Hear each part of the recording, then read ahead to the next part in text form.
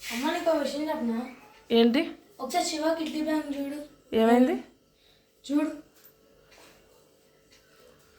ఇదిగో. వదిలి ఒకసారి చూస్తాను. ఏమైంది?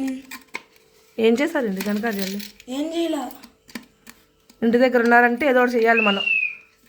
ఇది బాగానే ఉంది కదా మొత్తం. ఏమైంది?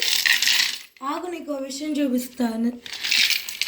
చూడు. అయ్యా ఎందుకో ఏంటి అలా పగిలింది?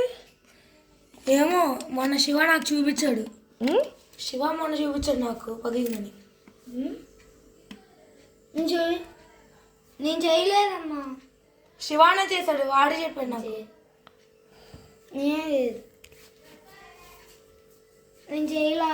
ఇప్పుడు అది ఎవరు పగలగొట్టారో మర్యాదగా చెప్పాల్సిందే. అది కాలు తగిలి పడింది. పైన ఉన్నది కాలు తగిలింది, కాలు పైకి వెళ్ళినాయా ఏంటి?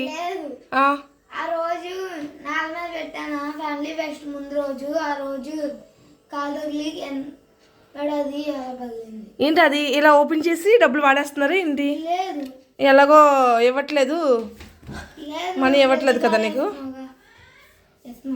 ఇంత హోల్ పెట్టావు కదా శివ. అయ్యో బాబోయ్, ఇంకేముంటాయి ఇందులో? ఎందుకు ఇలా చేసావు? మరి ఎందుకు చెప్పలేదు నాకు? ఫ్యామిలీ ఫస్ట్ అయిన తర్వాత చాలా రోజులు అయింది కదా, ఎందుకు చెప్పలేదు నువ్వు నాకు? అంటే ఇది యాస్టేజ్ ఎలా ఉంది అలాగే క్లోజ్ చేస్తావు మళ్ళీ ఇలా? అసలు నాకు తెలియని కూడా తెలియలేదు ఇది పగిలిందని.